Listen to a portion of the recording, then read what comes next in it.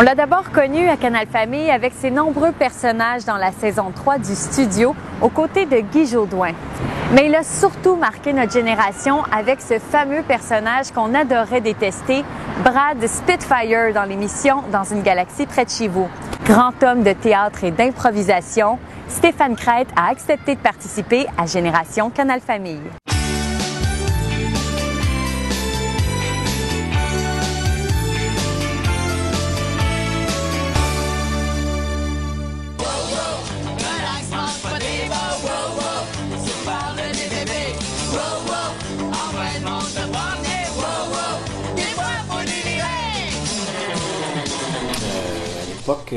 Je me souviens bien, j'avais auditionné 2 fois en fait. J'avais auditionné une première fois, puis c'était Guy Jodoin qui faisait les auditions pour qu'on voit s'il y avait une chimie avec l'acteur qui allait remplacer Bruno Blanchette. Puis après ça, j'ai fait une deuxième audition avec Guylaine Tremblay, comme une entrevue, un peu comme elle la faisait, là, pour voir si on faisait comme un bon trio ici. Je connaissais un petit peu Guylaine, mais pas Guy, fait que il y avait comme quand même une petite zone de confort, mais il fallait que je fasse mes pleurs à parler. Puis c'est devenu la suite. Studio 3. Aujourd'hui, le thème du jour, l'énergie nucléaire. On va jouer de la cuillère? Mais non! Ben, c'est sûr que j'avais un gros penchant pour Coucou, parce qu'il y avait un niveau de délire assez aigu, puis c'est Bruno Blanchette qui écrivait les textes aussi, fait que c'est comme s'il y avait quand même une continuité avec la première série du studio, et que Bruno Blanchette continuait à être là d'une certaine manière. Puis les textes qu'il écrivait étaient complètement délirants, fait que c'était très extatique à faire. Puis ce qu'on appelait les tournages extérieurs, l'espèce de fausses démonstrations dans les centres d'achat, où ça me donnait beaucoup de plaisir. On a décroché tout le temps, on connaissait pas beaucoup. On tournait 8 émissions en deux jours, fait qu'à chaque 2 semaines. Fait que c'était beaucoup de textes à apprendre, fait qu'il y avait plein de textes qu'on savait pas complètement bien. Puis il y avait des émissions qui étaient plus difficiles, entre autres les découvertes incrédibles. Ça, c'était absolument difficile à faire parce que le texte était hyper écrit en espèce de franglais impossible. Puis les gadgets, on n'avait pas vraiment le temps de les essayer avant. Oh, tu voudrais me surprendre avec ta super crème kilo-pied? Dis-moi plus.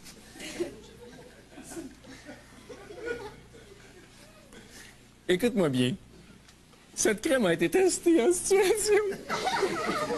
Cette crème a été testée. Je me rappelle d'une émission où est-ce que Guy avait comme des espèces de boutons qu'il fallait comme peser, puis il y avait comme du jus qui sortait, puis ça a été souffrant. On a décroché beaucoup.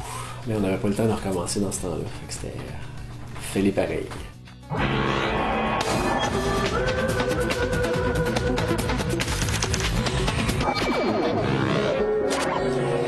Génération W, ce que je me rappelle, c'est que c'était un tournage avec pas beaucoup de moyens, fait que j'avais un t-shirt pour les 26 émissions, fait que j'étais habillé pareil pour toutes les émissions qu'on faisait.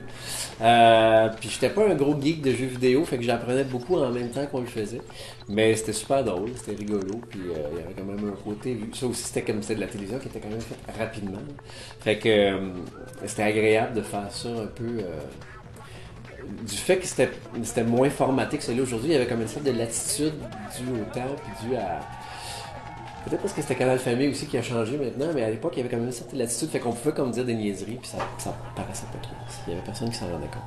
Ah là là, ah là là là.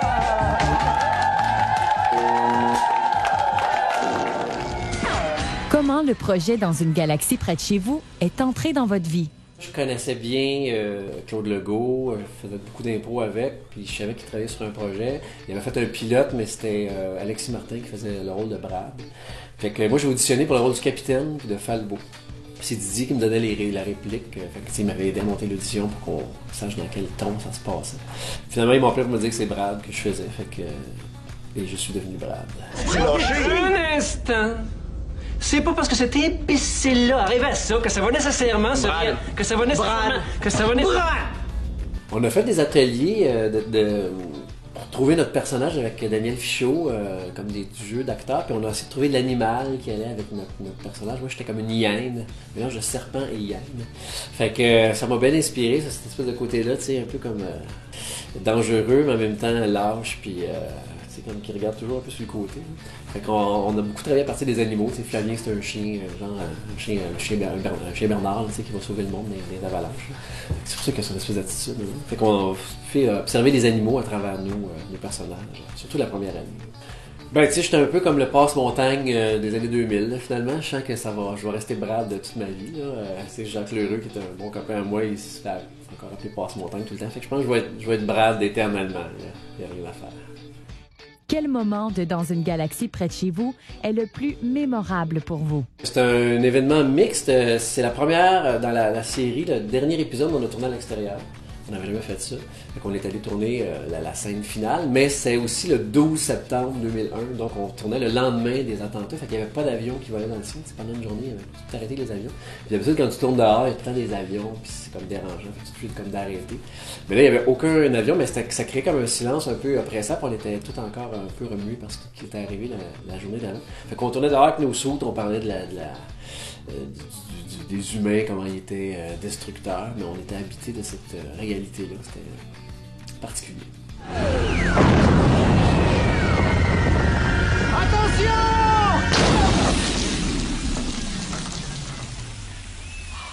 Lorsque vous étiez enfant, quelles émissions vous ont le plus marqué?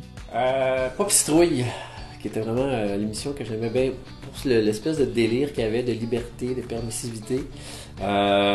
J'aimais beaucoup dans Bobino puis dans Bagatelle, il y avait des petits clips de dessins animés un peu weird, dont les Onyx. Si jamais vous retrouvez ça, je serais vraiment heureux parce que c'est absolument introuvable. C'était des espèces de boules extraterrestres qui faisaient des sons bizarres. C'était comme une espèce de période de télévision où il y avait beaucoup de permissivité. Je pense que les gens qui composaient ça devaient être sur des substances illicites, mais ceux qui signaient les contrats devaient l'être aussi. Fait que ça faisait que ça se ramassait à la télévision, puis ça a formaté mon imaginaire. Quel projet vous tient occupé aujourd'hui? Ce soir, je joue au théâtre dans une pièce qui s'appelle Mommy. Je joue dans Tactique, une émission pour les jeunes à Télé-Québec. J'ai écrit une pièce de théâtre qui s'appelle Mauvais Goût. J'ai une compagnie de théâtre qui s'appelle Momentum. Et je m'appelle Stéphane Crête.